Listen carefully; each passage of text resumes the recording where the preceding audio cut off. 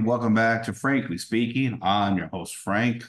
Let's call this part 22 of Mussolini, an Italian-American perspective. Okay, guys, I got a very interesting topic situation here with this series.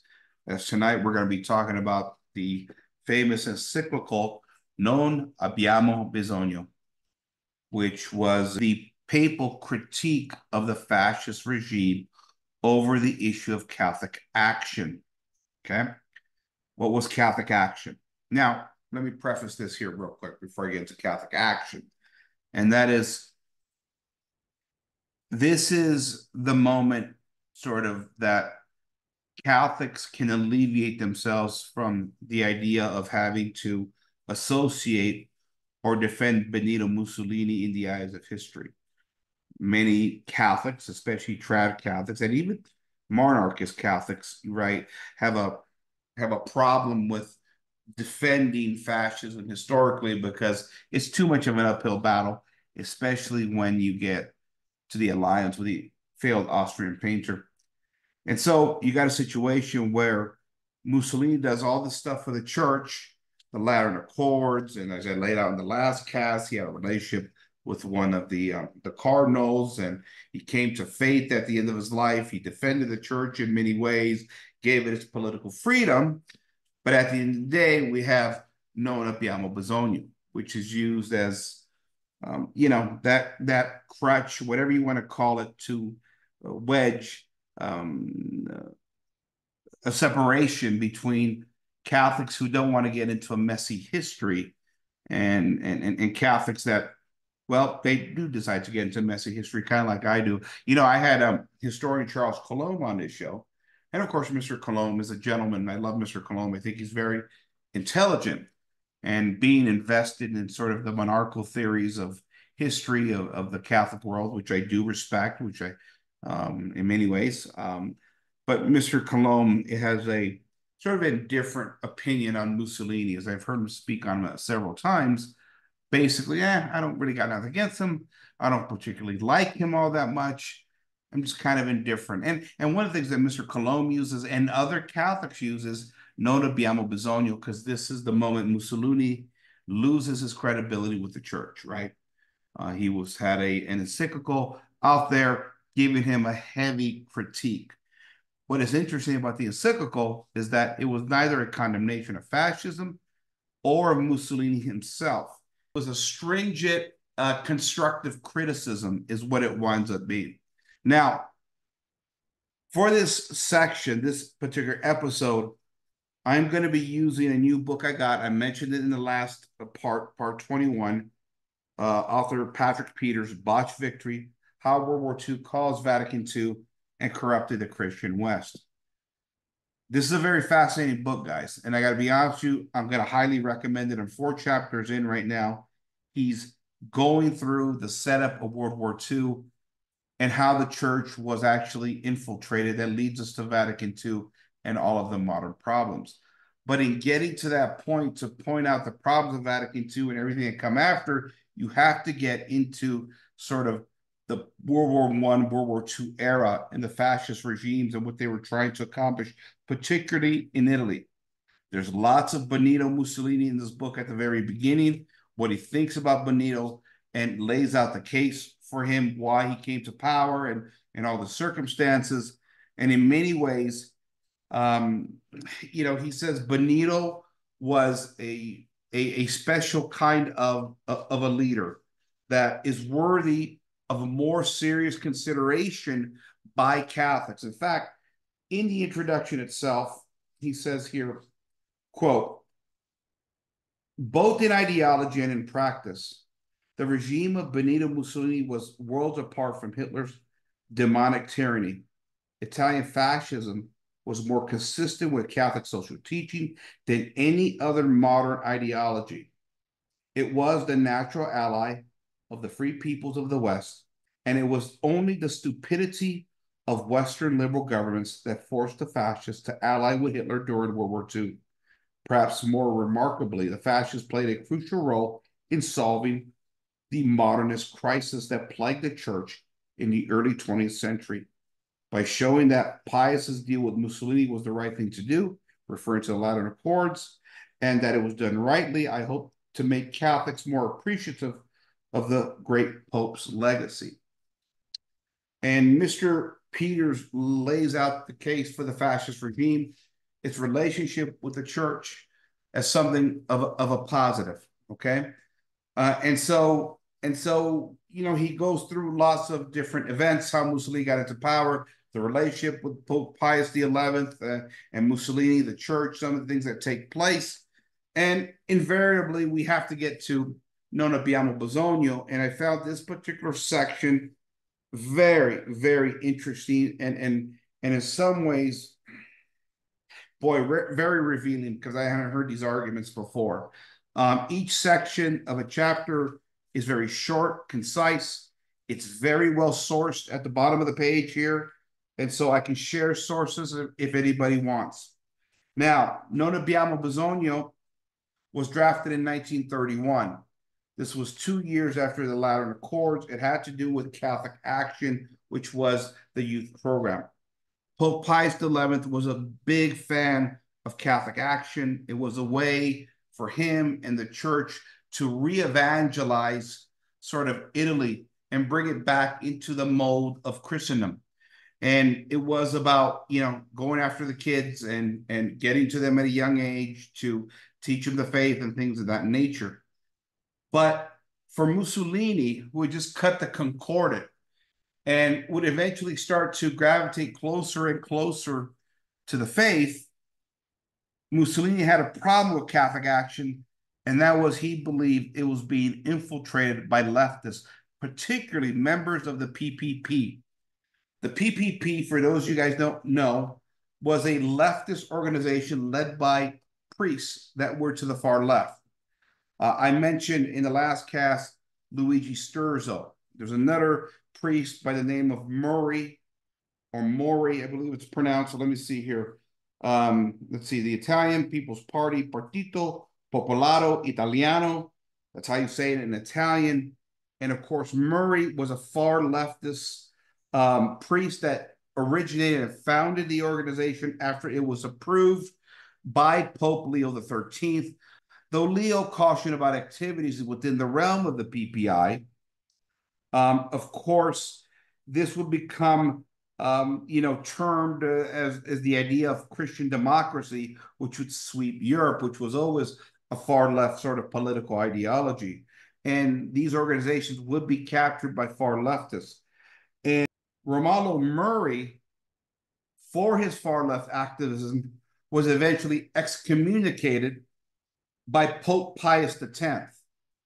And that left sort of a void, which eventually would be filled by another radical priest by the name of Luigi Sturzo, the Sicilian priest with the crooked nose, as Mussolini would eventually refer to him as. And what's fascinating about this book, I had heard, I think I said in the last cast, and I'm going to have to recant to a certain degree here, because I might have made a mistake.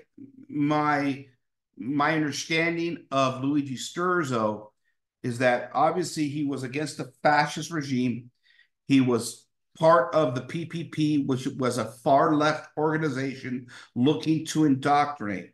And part of their leftism was modernism, the modernism that was beginning to be condemned by the likes of Pope Pius X. And the problem with PPP was it was associated with the left and communists, but it did not focus on sort of getting people to heaven. It more worried about sort of the earthly events and political events and shaping Italy and the youth in this far leftist mold that would essentially garner young new communists. And this was a problem. And from what I understand, or at least what I did understand, eventually Luigi Sturzo is kicked out of Italy.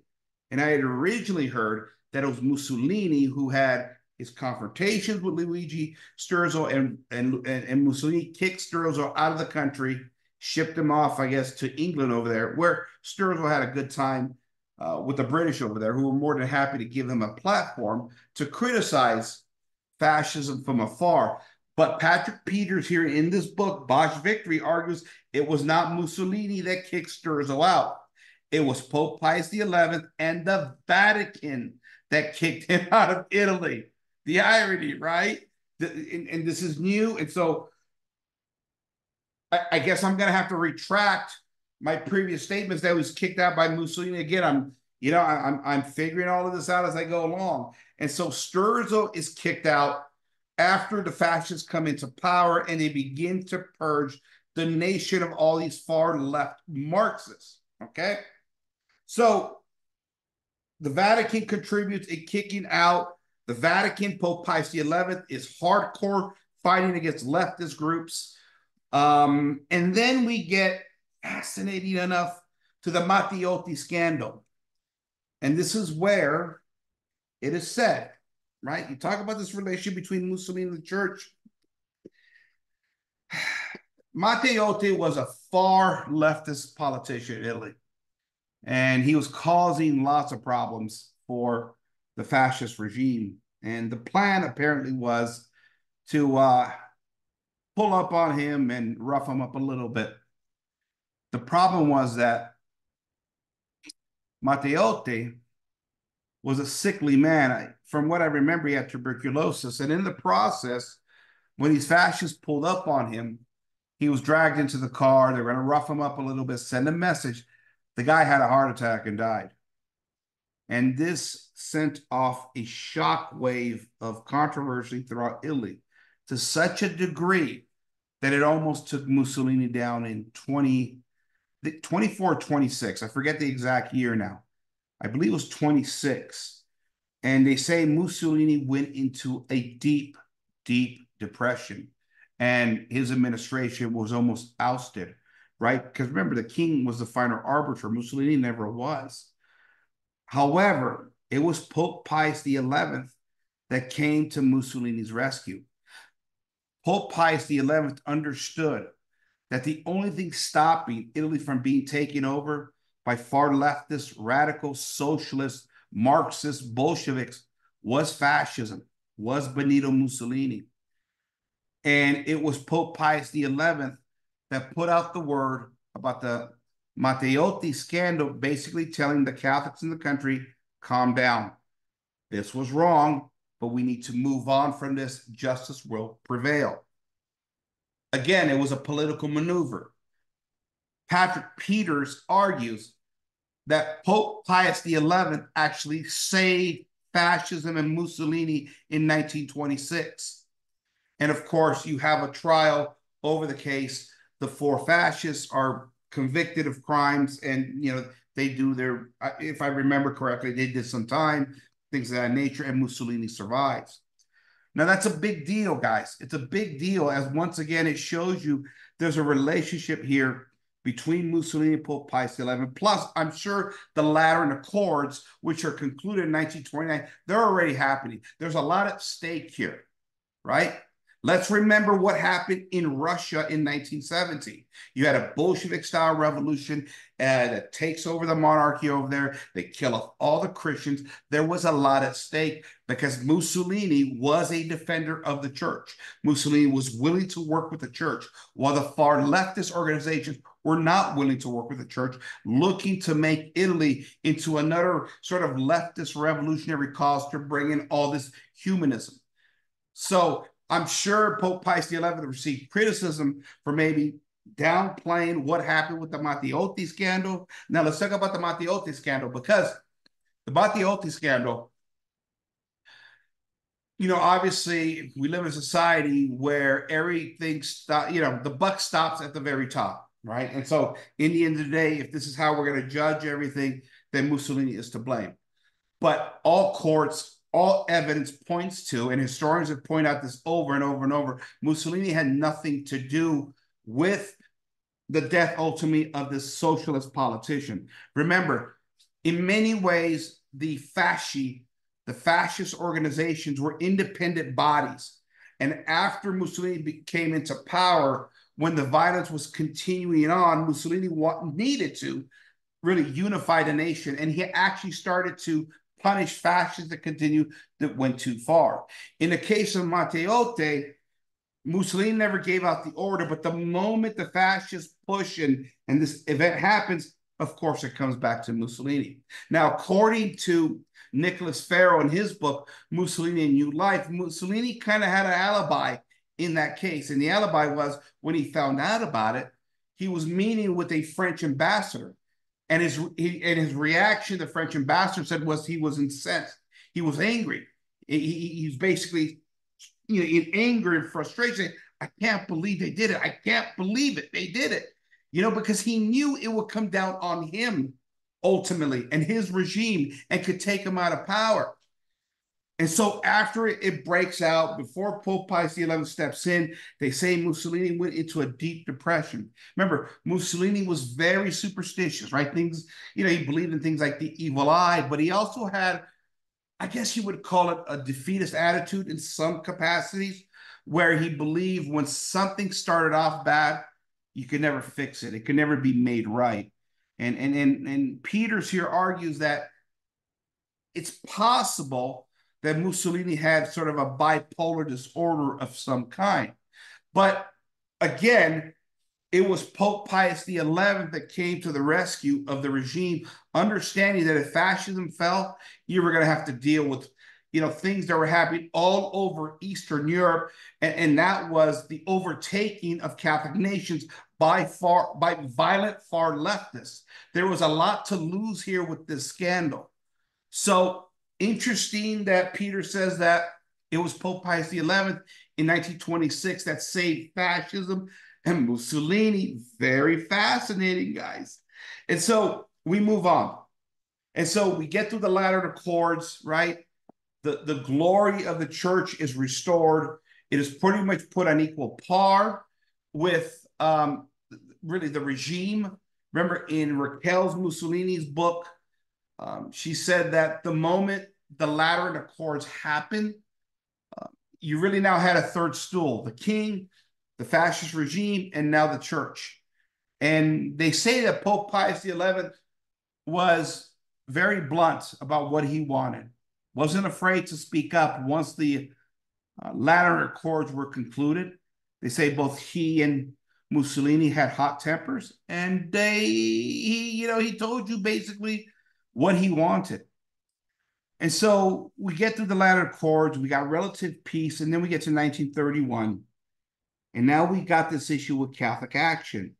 Mussolini is concerned that the PPP, right, was formerly led by Luigi Sturzo, was now infiltrating Catholic action. And this was a problem for the regime. Pope Pius XI's position, he was very proud of Catholic action. He did not believe that Catholic action was being infiltrated at the time. And thus, this confrontation happens. The encyclical is written. Mussolini bans the encyclical from being run in the Italian press. But as I mentioned in the last cast, the French were more than happy to print it. Again, a government made up of socialists, Freemasons, radicals, Marxists of all kinds. They love to embarrass the fascist regime, right? And ultimately the Catholic nation, because, France had become such a radical nation on the planet. And here's Nona Abbiamo Bisogno. And the essence of the letter was to give fascism a constructive criticism the way it is structured. What it did not do, and Peters verifies this, okay, is that it did not condemn fascism as an ideology. It did not even condemn Mussolini as the leader. It condemned some of the practices and accused fascism of bordering on statolatry, right? The worship of the state, which is very fascinating. And Peters does point out that some Catholics who were fascists later on did point out that fascism did get close to statolatry. It got close to it, but it never crossed the line. But nevertheless, Pope Pius XI used that language in the encyclical. And hence this comes out. And so how do you handle a situation like this? Mussolini and Pope Pius XI, they go back to the drawing board, they meet. How did they settle this crisis? Well, Mussolini agreed that, first of all, Catholic action will be handled at the diocesan level. It will be handled by the local bishops because the local bishops were pro-fascist. And dealing with the local bishops would have been easier for the fascist regime. And then, of course, the Vatican had to promise that Catholic action would not associate with politics, particularly groups like the PPP. And thus, the two men, the two leaders, one of the state, one of the church, they made up, and things went well after that. Now, the twist in the story comes here. This is what Patrick Peters argues, and this is the part I never heard. And that is Mussolini was right. Mussolini worried that PPP was now infiltrating Catholic action. There was a lot of good reasonings to believe that it was. And one of the reasons we know was there was a young priest by the name of Montini. Montini. You recognize the name? The Pope that changed the Mass on us. Remember that? I'm going to leave it at that. I'm not a theologian, just mentioning here what Peters is laying out. And the young Montini was the son of a PPP sort of leader. His father was. And they were always pushing leftist causes within the church. Now, unlike Murray, right? Romilly Murray, who got excommunicated, Montini understood Mussolini's power, and he was not going to challenge publicly. Rather, he was going to wait for a more opportune time to, again, present this more left of center ideological movement within Italy. And eventually, it would be the creation of the Christian Democratic Party in Italy, which was a far left party. According to Peters here, Montini played a major role in the founding of that party and eventually everything that enters the church. Again, I'm not a theologian. I'm just telling you what Peters is arguing. And effectively what he says is that Pope Pius XI was blind to this. He says, listen, Pope Pius XI was a good pope. He was a great pope. In fact, he argues that in some ways he's underappreciated, right? Because trads point to Leo the 13th, they point to Pius the 10th, they point to Pius the 12th, but he argues at the beginning of his book, nobody ever mentions Pope Pius the 11th. And he says the reason for that is for the association with the fascist regime and the bias that history has given us with this association between Pope Pius XI and Mussolini. Catholics don't want to deal with this historically, right? So Pope Pius XI is effectively not being given the credit that he's due for being a great pope and all the great things that he accomplished, including negotiating, again, the Lateran Accords and solving the question Romana, which no other pope could do.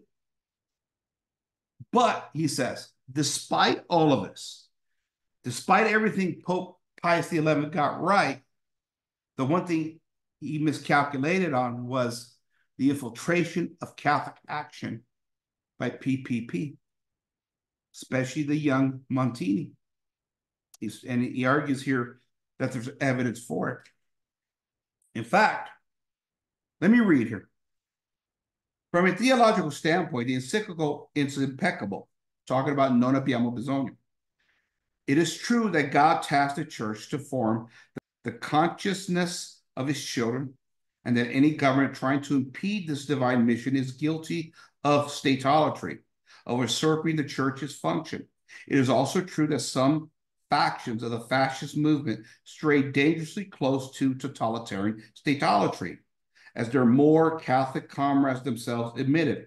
But Pope Pius XI was mistaken in believing that the real Catholic action, the one being targeted by the regime, reflected the ideal depicted in Non Abbiamo Bisogno.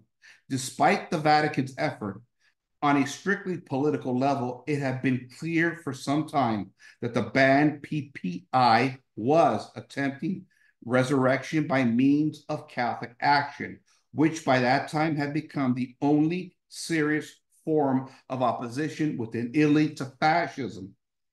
It was not so much that ex-PPI organizers were seizing leadership of Catholic action structure. Rather, it was the spirit and the ideas of political modernism that came to be disseminated in Catholic action milieu. This was particularly true for the Italian Catholic Federation of University Students, Federazione Universitaria Cattolica Italiana, FUCI.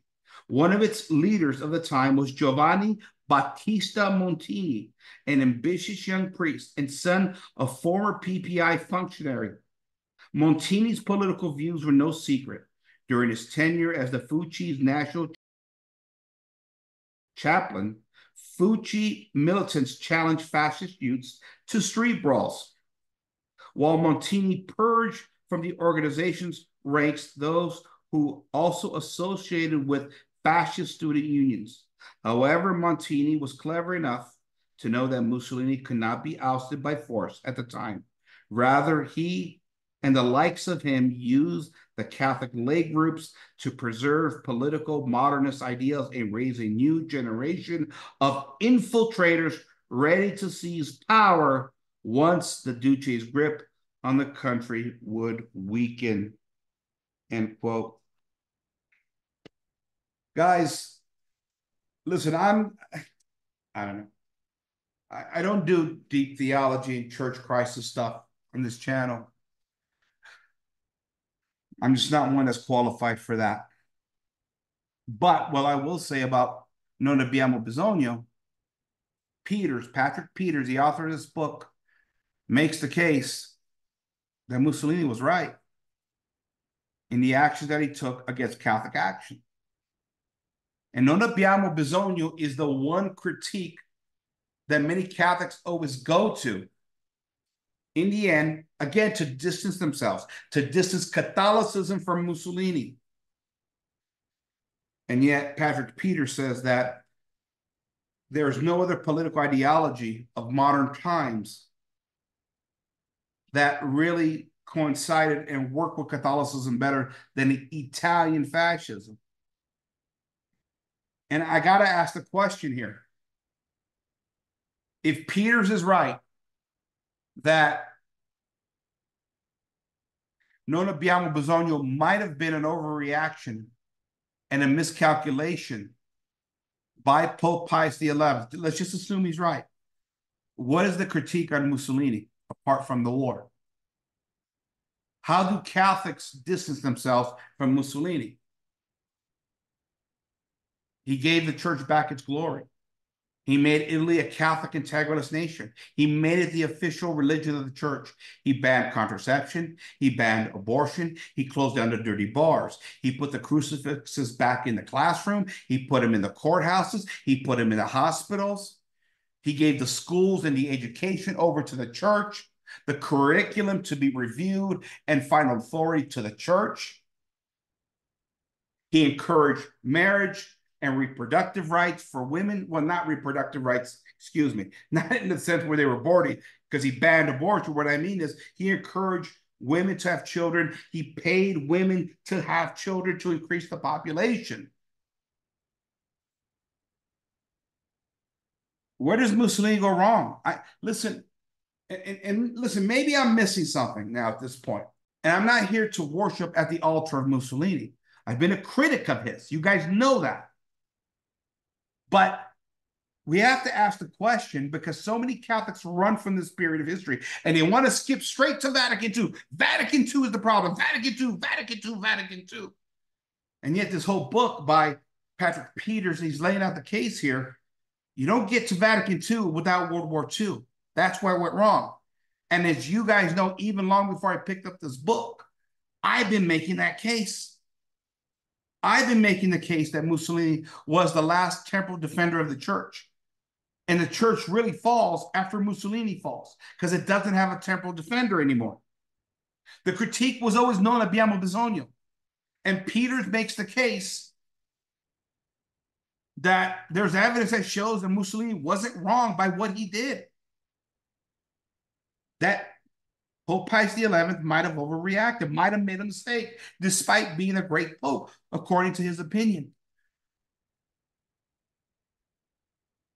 I mean, there was no need for Mussolini to take that action against Catholic action, right? Other than if there was something else involved. I know a lot of critics are going to bring up the idea, well, there was fascist mysticism, and the fascists wanted to indoctrinate the kids first. Okay, but if that's the case, why did the Lateran Accords play out the way they do? Why did Mussolini give the church the kids in the first place, the education of the kids in the first place? Why does he put the crucifix back up everywhere in the country? Why does he fulfill the Catholic moral order, the Catholic moral law? That argument doesn't make sense to me. Unless I'm missing something, guys. Unless I'm missing something. So if non abbiamo bisogno could have possibly been an overreaction, what's the critique from Catholics on Mussolini, apart from the war issue, right? And that was a geopolitical issue, which Patrick Peters, I think, is going to point out later in this book, which I've laid out. He was forced into Hitler's camp because of geopolitics. Even there, I have critiques, right? I've told you before, he needed to avoid getting in that war. But I'm talking about here the principle here, right? So the Catholic action controversy, and non abbiamo bisogno, has a lot of nuance to it. I'm probably going to have to go through some of these sources to confirm it, but I have no reason to doubt it at this point, because I had heard that this was Mussolini's concern. And we know through secret societies, liberals and leftists and communists and Marxists, they work in secret and they embed themselves in the institutions. Is it so hard to believe in 2024 that they were working through infiltration? Not only in Catholic action, but eventually inside the church and through all the other institutions of the world, governments, newspapers, broadcasting, Hollywood, movies, music, everything, everything. Is it a far-fetched theory that Mussolini had? Was it an overreactive fear? On the other hand, I look at it from Pope Pius XI's perspective, and that was his baby. He loved it because he understood, rightfully so, Pope Pius XI, that you needed to re-evangelize the entire continent because the French Revolution had caused havoc throughout all of Europe for 150 years.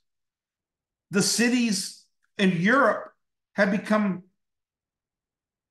places of complete moral degradation.